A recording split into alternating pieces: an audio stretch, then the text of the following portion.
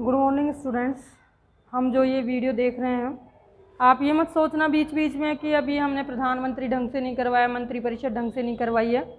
ये प्रधानमंत्री और मंत्रिपरिषद का भी हम एक स्पेशल वीडियो लेके आएंगे जिसमें प्रधानमंत्री से संबंधित उसकी क्या क्या शक्तियाँ होती हैं, क्या क्या वो कार्य करता है, मंत्रिपरिषद में कितने प्रकार के मंत्री होते हैं, उनमें कितनी कितनी संख्या होती है, उसके अलावा मंत्रियों का चयन कैसे होता है, उनके स्थानों का आवंटन कैसे होता है, ये सारी चीज़ों पे हम अलग से वीडियो लाएंगे। फिलहाल जो हमारा ये चल रही है क्लास, इसमें ऐसा है कि एक अनुच्छेद, जैसे हमारे अनुच्छेद बढ़ते जा रहे हैं उसके अकॉर्डिंग हम आगे बढ़ते जा रहे हैं, क्योंकि आज जैसे संसद मैंने करी है तो संसद के साथ साथ राष्ट्रपति की कुछ चीज़ें हैं जो जुड़ी हुई हैं। तो राष्ट्रपति के अकॉर्डिंग मैंने संसद उठा ली है, क्योंकि राष्ट्रपति जो है वो संसद से जुड़ा हुआ है, तो कुछ चीज़ें जो हैं हमें संसद के साथ राष्ट्रपति की पढ़नी होंगी। तो राष्ट्रपति को कंप्लीट करने के लिए हमने संसद उठाई है, लेकिन बीच में कुछ चैप्टर हमारे रह गए हैं। जैसे प्रधानमंत्री हम बहुत अच्छे से पढ़ेंगे, हम मंत्रिपरिषद अच्छे से पढ़ेंगे, लेकिन उससे पहले हम राष्ट्रपति को कंप्लीट कर लें, और राष्ट्रपति को कंप्लीट करने के साथ साथ हम उसके साथ संसद जो है, संसद से रिलेवेंट जो भी क्वेश्चन है वो सारे हम कंप्लीट कर लेंगे। और आप लोगों को मालूम ही है कि बहुत सारी एग्ज़ाम जो हैं वो कंडक्ट होने वाली हैं, चाहे आप स्कूल लेक्चरर ले लीजिए। पॉलिटिकल साइंस के स्टूडेंट्स के लिए विशेष रिक्वेस्ट है कि आप कंटिन्यू वीडियो देखें, क्योंकि एक भी क्वेश्चन इससे बाहर आपका नहीं जाएगा। उसके साथ आपका रीट है, सेकंड ग्रेड है, कॉलेज लेक्चरर है, हरियाणा असिस्टेंट प्रोफेसर है, बहुत सारी वैकेंसियां हैं जो पॉलिटिकल साइंस से रिलेवेंट हैं। इसलिए हम राष्ट्रपति का और सारी चीज़ें जो हैं संसद हैं इनमें इस तरह से लेके आएंगे कि क्वेश्चन जो है हमारा बाहर नहीं जाए। इन ऑल कंपटीशन, आप कोई भी इंडिया का किसी भी एग्ज़ाम की आप तैयारी कर रहे हैं तो उसमें इससे बाहर क्वेश्चन आपका नहीं जाएगा, बशर्त है कि आप इन चीज़ों को बार बार देखें। तो आज हम पढ़ रहे हैं, हमारा टॉपिक होगा संसद।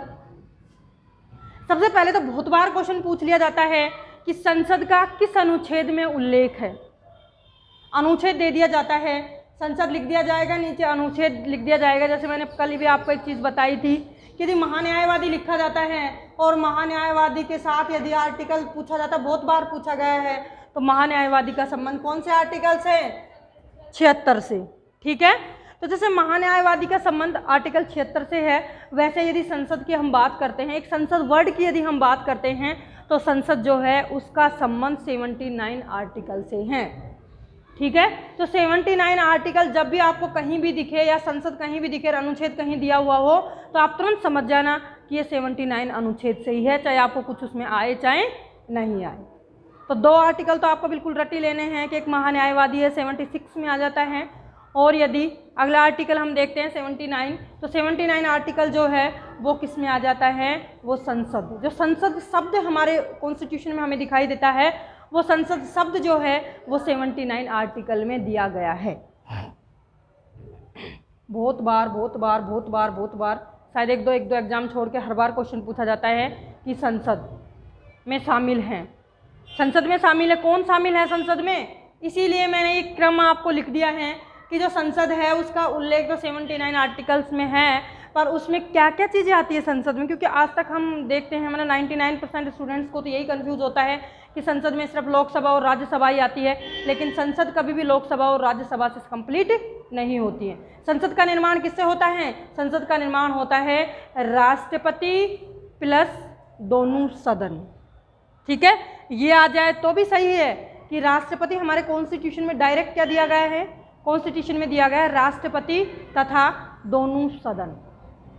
यदि ये नहीं आता है आपके सामने, राष्ट्रपति दोनों सदन नहीं आता है, तो फिर आपको क्या करना है? राष्ट्रपति, राज्यसभा और लोकसभा, ये क्रम से आएगा बेटा, आपको ध्यान रखना है। जब भी आए, यदि आपसे क्रम पूछ दिया जाए कि राष्ट्रपति प्लस आपको दोनों सदन आ जाएं, ठीक है, ठीक आएगा। यदि ये हमारे सामने नहीं दिया गया है तो ये क्रम दिया गया, क्रम से मैंने लिख भी दिया है, वो इसी कारण से ताकि आप इस क्वेश्चन को गलत ना करें, कि बहुत इजी क्वेश्चन है और बहुत टफ भी है। जिनको नहीं आता उनके लिए टफ है, लेकिन यदि जिनको थोड़ा सा दिन ध्यान दे लिया उनके लिए बहुत इजी भी है। कैसे है कि राष्ट्रपति, राज्यसभा और लोकसभा। पहले हम रा चलते हैं, रास्ते में ही चलते रहते हैं। ठीक है, तो राष्ट्रपति और राज्यसभा, और फिर कौन आएगा? लोकसभा। यानी पहले रा आएगा और फिर लोग आएंगे। राह में जब लोग चलेंगे, यानी कि पहले हम राष्ट्रपति पढ़ेंगे, फिर राज्यसभा पढ़ेंगे, फिर हम लोकसभा, और यही हमारे संविधान के क्रम में दिया गया है। यदि हम संविधान के व्यक्त की बात करें तो मैं संविधान का जो भी आपको पढ़ाती हूँ वो संविधान के जो बुक्स होती हैं हमारी लॉ पब्लिकेशन की, मैं उन्हीं में से पढ़ाती हूँ आपको। तो आपको ये ध्यान रखना है कि जो मैं क्रम बता रही हूँ हमारे संविधान में ऐसा ही दिया गया है, चाहे आपको अन्य पुस्तकों में कुछ भी मिले उसको आप ध्यान ना दें। क्यों? क्योंकि हमारे जो डेटा हैं वो ऑथेंटिक होने चाहिए तभी मान्य होंगे। बुक्स में तो पता नहीं कहाँ कहाँ क्या क्या दिया हुआ है, लेकिन आपको ऑथेंटिक डेटा पढ़ने हैं, क्योंकि जब भी हम कोई क्वेश्चन सही भी कर देते हैं आरपीएससी या कोई अन्य पीसीएस गलत मानती है तो हम उसके लिए हमारे पास सोर्स होता है कि सर हमने इस सोर्स से लिए ये, और वो सोर्स मान्य भी होता है। तो यानी कि यदि संसद की हम बात करते हैं तो संसद में सीधे आंख मूंद के भी आपको ध्यान होना चाहिए कि 79 आर्टिकल है और राष्ट्रपति, राज्यसभा और लोकसभा, 3 चीज़ें जो है वो संसद में शामिल है। अब बात आती है कि 3 चीज़ें सम्मिलित हैं तो राष्ट्रपति का चुनाव कैसे होता है, ये चीज़ें हमने देख ली हैं। कैसे राष्ट्रपति का चुनाव होता है, कौन कौन सी पद्धतियाँ प्रयोग में ली जाती है, उसका कार्यकाल कितना होता है, उसकी योग्यता क्या होती है, ये सारे हम पीछे वीडियो में देख चुके हैं। अब हम क्या देखेंगे, अब हम देखेंगे वही संविधान के क्रम से कि जो संविधान का हमारा क्रम है उसी क्रम में हम आगे बढ़ते जाएंगे। यानी 79 आर्टिकल हमने देख लिया है, तो अब हम अगला आर्टिकल कौन सा देखेंगे, 80। ठीक है, यानी 79 आर्टिकल जब हमने देख लिया तो अब देखेंगे हम 80 आर्टिकल। और 80 आर्टिकल में जो है वो क्या है, राज्यसभा की संरचना, राज्यसभा की संरचना या राज्यसभा का गठन, एक ही चीज़ होती है, चाहे संरचना आ जाए चाहे गठन आ जाए। क्वेश्चन भी यदि आपके एग्जाम में पूछा जाए कि राज्यसभा की संरचना कैसी है, राज्यसभा का गठन कैसे होता है, किन किन से होता है, चीज़ें एक ही हैं, क्योंकि संरचना और गठन एक ही होता है। क्योंकि जैसे हमारी बॉडी की संरचना सारी चीज़ों से मिलकर बनती है, संगठन भी, गठन भी कैसे होता है, सारी चीज़ें मिलकर एक जगह संगठित होकर पूरी होती है कोई भी चीज़, उसी तरह से संरचना और गठन होता है। अब संरचना में क्या आता है, पहले तो सबसे बड़ी संरचना क्या होगी, जैसे हमारा शरीर है तो शरीर में हम सारी चीज़ें देखते हैं, हमारे हाथ हैं, पैर हैं, मुँह है, आँख, नाक, कान, सारे पार्ट है हमारी बॉडी के। उसी तरह से इसके तो पार्ट है कि किससे मिलकर बनती है, ये इससे लोगों से मिलकर बनती है। ये जैसे हमारा शरीर हमारे अंगों से मिलकर बनता है, उसी तरह से संसद हमारी किससे बनती है, लोगों से मिलकर बनती है। कौन से लोग, कहाँ से आए लोग, लोग तो बहुत ज़्यादा इंडिया में, वो लोग भी तो हमें छांटने हैं। भाई लोगों से मिलकर बनती है, कैसे लोगों से मिलकर बनती है, कौन से ऐसे लोग हैं जो राज्यसभा का निर्माण करते हैं, तो वो लोग हमें छांटने हैं कि किन लोगों से हमारी राज्यसभा का निर्माण होता है। तो आपको ध्यान रखना है कि राज्यसभा की संरचना जो है वो 80 आर्टिकल में दिया गया है। अब कैसे, अधिकतम सदस्य संख्या हो सकती है 250।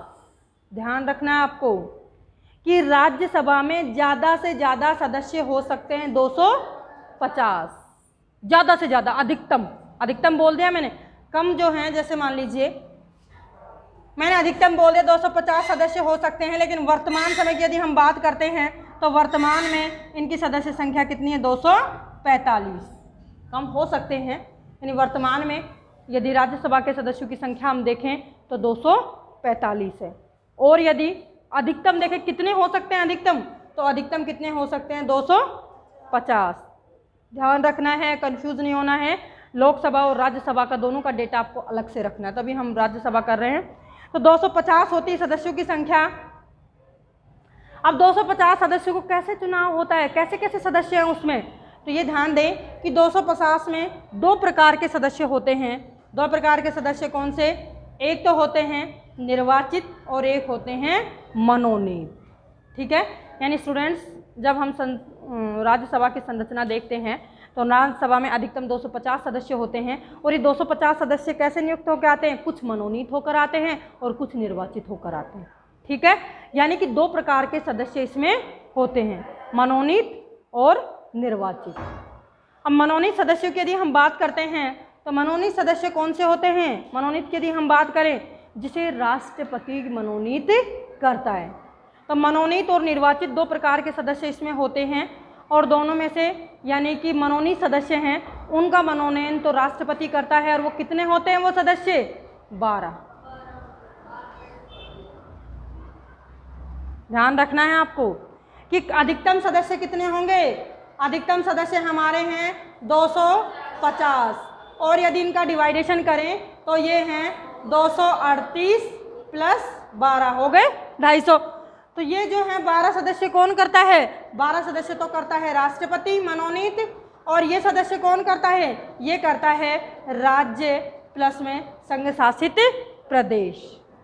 ठीक है, यानी संघ शासित प्रदेश और राज्यों के द्वारा क्या करा जाता है, इनका चुनाव किया जाता है। तो शायद समझ में आ गई होगी हिस्ट्री आपको कि हमारे दो प्रकार के सदस्य होंगे, एक मनोनीत सदस्य होंगे और दूसरे जो हमारे सदस्य होंगे वो कैसे सदस्य होंगे, निर्वाचित। अब बात आती है, सबसे पहले हम मनोनीत की देखते हैं कि मनोनीत कौन करता है। 12 सदस्य जो हैं मनोनीत, उनको कौन करता है, राष्ट्रपति करता है। किसको करता है, कैसे व्यक्ति होनी चाहिए भाई, राष्ट्रपति यदि किसी को मनोनीत करता है तो उसमें कुछ विशेष क्वालिटी तो रखी होगी कि ये योग्यता होनी चाहिए, उनको ही मनोनीत कर सकता है। क्यों, क्योंकि हमारे संविधान में कहीं भी राष्ट्रपति की स्वयं विवेक शक्तियाँ नहीं दी गई हैं। राष्ट्रपति के लिए ऐसा कहीं भी उल्लेख नहीं है कि राष्ट्रपति के पास स्वयं विवेक शक्तियाँ मन चाहे जिसको नियुक्त कर दे, ऐसा नहीं है। तो वो मनोनीत किन सदस्यों को कर सकता है, 4 विशेषताएं उनमें होनी चाहिए। कौन कौन सी विशेषता है, पहली विशेषता है साहित्य, या तो वो साहित्य का ज्ञाता हो, या फिर वो विज्ञान में पारंगत हो, या कला के क्षेत्र में पारंगत हो, और या फिर वो समाज सेवा के क्षेत्र में उसका जो है क्या हो, योगदान हो। साहित्य, विज्ञान, कला, समाज सेवा, 4 चीज़ें हो गई, आपको ध्यान भी हो जाएंगी कि साहित्य, कला, विज्ञान, समाज सेवा। तो ये चारों चीज़ें जो हैं जिन व्यक्तियों में हैं जो इन क्षेत्र में जो योगदान देते हैं, तो उन लोगों को क्या होता है, आपने देखते नहीं कि राज्यसभा में हमारे फिल्म इंडस्ट्रीज़ के बहुत सारे लोग हैं जो उसके सदस्य हैं, है या नहीं है। उसका कारण क्या है कि वो कला के क्षेत्र में, इस क्षेत्र में है या नहीं है। तो इसका मतलब ये है कि जो साहित्य में, विज्ञान में, कला में और समाज सेवा के क्षेत्र में जो लोग योगदान देते हैं, उसके कारण से क्या होता है कि राष्ट्रपति उनमें से किसी भी 12 व्यक्तियों का क्या कर लेता है, मनोनयन कर लेता है। फिर अगली बात आती है कि वो 12 व्यक्तियों का मनोनयन तो कर लेता है, तो उसके अलावा जो 238 सदस्य बच गए ना, 12 यदि हम निकालते हैं तो 238 सदस्य बच गए, तो उनका क्या होता है, उनको कैसे चुनाव किया जाता है। तो आपको पता भी है कि भारत कैसा एक संघ राज्य है, संघ राज्य है ना भारत, संघात्मक शासन व्यवस्था है ना अपने यहाँ पे। संघ का मतलब क्या होता है कि राज्य और केंद्र दोनों का योगदान, यही होता है ना। संघ का मतलब क्या होता है कि संघ में केंद्र और राज्य दोनों को ही बराबर शक्तियाँ प्राप्त होती हैं। तो संघात्मक शासन व्यवस्था है, और संघात्मक शासन व्यवस्था होने के कारण क्या है कि राज्यों का भी केंद्र में कुछ योगदान होता है। और वो योगदान कैसे होता है, वो योगदान होता है राज्यसभा के सदस्यों के माध्यम से। कैसे होगा अब कि राज्यसभा के जो निर्वाचित सदस्य होते हैं, राज्यसभा के जो निर्वाचित सदस्य होते हैं उनमें से कुछ सदस्य राज्यों के जो विधानसभाएं हैं उनके द्वारा मनोनीत किए जाते हैं, तो सॉरी निर्वाचित किए जाते हैं। राज्य विधानसभा हम कह सकते हैं इनको। हमारे राज्यों की जो विधानसभा हैं, जो विधायक आप चुन के भेजते हो, जिनको आप एमएलए बोलते हो, वो एमएलए ही राज्यसभा के सदस्यों का चुनाव करता है। ठीक है, यानी कि एमएलए के द्वारा ही राज्यसभा के सदस्यों का क्या किया जाता है, चुनाव किया जाता है।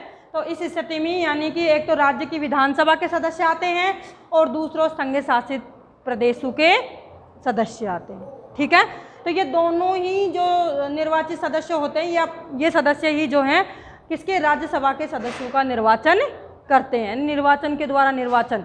तो इसका मतलब क्या हुआ कि इनका चुनाव जो कैसा होगा, अप्रत्यक्ष रीति से। हमने तो चुनाव नहीं किया ना, हमने हमारे चुने हुए प्रतिनिधियों के माध्यम से चुनाव किया। तो पहला तो यही आता है कि जो है राज्यसभा के सदस्यों का जो चुनाव होता है वो अप्रत्यक्ष रीति से होता है। राष्ट्रपति का भी अप्रत्यक्ष होता है क्योंकि हम उसमें डायरेक्ट भाग नहीं लेते हैं, पार्टिसिपेट नहीं करते हैं। अगला है अप्रत्यक्ष से होता है, तो राष्ट्रपति में हम कौन सी आनुपातिक प्रतिनिधित्व की एकल संक्रमणीय पद्धति लाते हैं ना काम में, वही सेम राज्यसभा में काम में आती है। सिर्फ हमारे राज्यसभा और राष्ट्रपति दो ऐसे हैं जिनके निर्वाचन में समान पद्धतियां काम में ली जाती हैं। ध्यान रखना है आपको, क्या ली जाती हैं, एक तो अप्रत्यक्ष, दोनों का चुनाव अप्रत्यक्ष होता है, और दूसरा है कि आनुपातिक प्रतिनिधित्व की एकल संक्रमणीय मत पद्धति से राज्यसभा के सदस्यों का चुनाव राज्य की विधानसभाओं व संघ शासित प्रदेश के निर्वाचित सदस्यों द्वारा किया जाता है। समझ में आ गई होगी तो आप लोगों को। उसके बाद क्या है, यानी निर्वाचित सदस्य कौन है इसमें, तो राज्य विधानसभा के निर्वाचित सदस्य होते हैं एक तो, जिनके द्वारा चुना जाता है, और इनका चुनाव अप्रत्यक्ष रूप से होता है, और आनुपातिक प्रतिनिधित्व की एकल संक्रमणी जो हमने राष्ट्रपति के टाइम पे देखी थी, इस पद्धति का जो है इसमें प्रयोग किया जाता है। अगला है कि संघ शासित जो प्रदेश हैं उनसे भी सदस्य जो हैं वो राज्यसभा के सदस्यों का चुनाव करते हैं। दिल्ली संघ शासित प्रदेश है लेकिन वो राज्यसभा के सदस्यों का चुनाव करती है, लेकिन वो किस तरह से करती है इसका निर्धारण संसद करती है। ठीक है, यानी कि राज्यसभा के सदस्यों का चुनाव कैसे होगा, किस रीति से होगा, इसका निर्धारण जो है, यानी संघ शासित क्षेत्र कैसे करेंगे उनका चुनाव, इसका निर्धारण कौन करती है, संसद करती है। तो संसद के द्वारा इस रीति का क्या करा जाता है, निर्धारण किया जाता है। एक था कि हम मनोनीत जो है वो राष्ट्रपति करता है, ये ध्यान रखें कि राज्यसभा का संबंध केंद्र सरकार से है, और केंद्र में कौन नियुक्त करेगा, राष्ट्रपति करेगा। दूसरा है कि ये पद्धति हमने जो है यानी मनोनीत करने की जो पद्धति है राष्ट्रपति के द्वारा, ये हमने आयरलैंड के संविधान से ली है, क्योंकि हमारे संविधान पे बहुत सारा जो इफेक्ट है, प्रभाव है, वो बाहरी संविधानों का, जिसमें हम एक वीडियो ला चुके हैं कि कौन से देश का क्या प्रभाव है। तो यानी कि हमारे जो राज्यसभा में सदस्य हैं जिनका मनोनयन किया जाता है वो राष्ट्रपति करता है मनोनीत, और राष्ट्रपति करता है। तो ये पद्धति हमने कहाँ से ली है, तो ये पद्धति हमने ली है कहाँ से, आयरलैंड के संविधान। ठीक है, यानी कि संसद 3 पार्ट, राष्ट्रपति, राज्यसभा, लोकसभा। फिर आता है कि राष्ट्रपति का हम कुछ देख चुके हैं, राज्यसभा 80 अनुच्छेद 80 में। राज्यसभा के बारे में हमने थोड़ी थोड़ी चीज़ें देखी हैं कि राज्यसभा का गठन कैसे होता है, उसमें किस प्रकार के सदस्य होते हैं, अधिकतम संख्या कितनी हो सकती है, तो ये चीज़ें हमने देखी हैं। अब हम देखेंगे इसका कार्यकाल कि राज्यसभा के सदस्यों का कार्यकाल कितना होता है।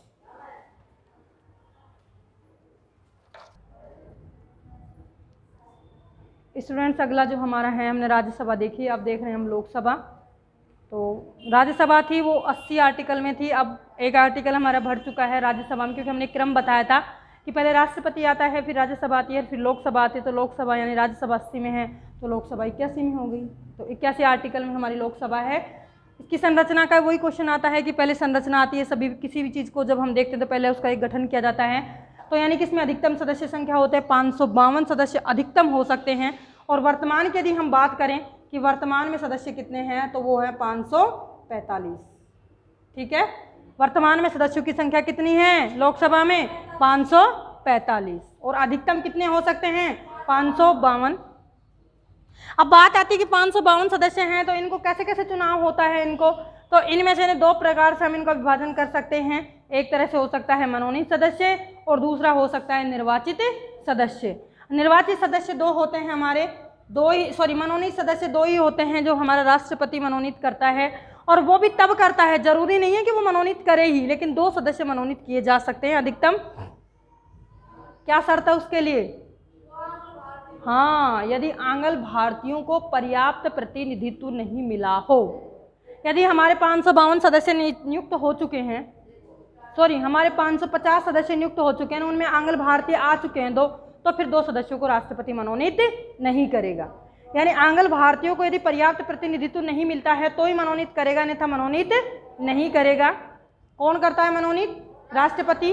तो आपके सामने क्वेश्चन आता है, अभी मैं बताया था आपको कि राष्ट्रपति कितने व्यक्तियों को मनोनीत करता है, कहाँ करता है, 2 महीने दिए तो कहा नहीं कि लोकसभा में करता है। राष्ट्रपति जो है 14 व्यक्तियों को क्या करता है, संसद में मनोनीत करता है। तो आपको ध्यान रखना है, क्योंकि उसने ना तो आपको लोकसभा बोला है ना राज्यसभा बोला है, उसने तो ये बोला है कि भाई राष्ट्रपति कितने सदस्यों को मनोनीत करता है। तो आपको ये ध्यान रखना है ना कि कौन से सदस्यों को मनोनीत करता है। लोकसभा में पूछे तो आपको 2 बताने हैं, राज्यसभा में पूछे तो 12 बताने हैं, और यदि पूछ ले कि राष्ट्रपति मनोनीत करता है तो फिर कितने सदस्यों को करता है, 14 सदस्यों को, 2 लोकसभा में और 12 राज्यसभा में।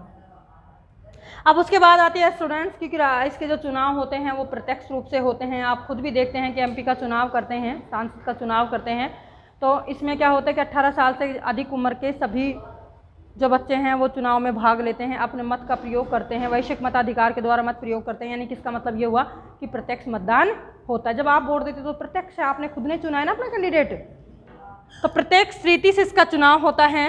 और चुनाव फिर कैसे कैसे होता है, तो चुनाव यानी कि कहाँ से होगा? चुनाव होगा राज्य के जो प्रादेशिक क्षेत्र हैं वहाँ से और संघ शासित प्रदेशों के क्षेत्रों से, यानी संघ शासित से होगा और राज्य के प्रादेशिक क्षेत्र हैं उनसे होगा। अब है कि राज्यों के प्रादेशिक क्षेत्र हैं वहाँ से तो कितने सदस्य? 530 सदस्य अधिकतम चुने जा सकते हैं और 20 सदस्य बच गए ना हमारे, तो 20 सदस्य कहाँ से होंगे? संघ शासित प्रदेश से। यानी हमारे अधिकतम सदस्य, मैं दोबारा से एक बार रिपीट कर देती हूँ, हमारे अधिकतम सदस्य होते हैं 552, 2 सदस्य मनोनीत हो सकते हैं, 550 जो हैं वो निर्वाचित होते हैं, 550 में से 530 सदस्य जो हैं वो राज्यों से होते हैं और 20 सदस्य जो होते हैं वो संघ शासित प्रदेशों से होते हैं। ठीक है, अब इन सदस्यों का निर्धारण कैसे किया जाता है? तो जनसंख्या के आधार पर। ठीक है, लोकसभा के सदस्यों का निर्धारण कैसे किया जाता है? क्योंकि अलग अलग राज्यों में अलग अलग सदस्यों की संख्या है, तो इसका मतलब है कि कहीं जनसंख्या कम है, कहीं जनसंख्या ज़्यादा है। तो जनसंख्या के आधार पर क्या होता है? इनकी सीटों का निर्धारण किया जाता है। और जनसंख्या का निर्धारण क्या होता है? हमारी जनगणना, कि जो भी हमारी पिछली जनगणना, ऐसी पिछली जनगणना जिसके आंकड़े पूरी तरह प्रकाशित हो चुके हैं, जिनके आंकड़े काम में आ चुके हैं, उस जनगणना को आधार बनाकर जो है जनसंख्या को निर्धारित किया जाता है।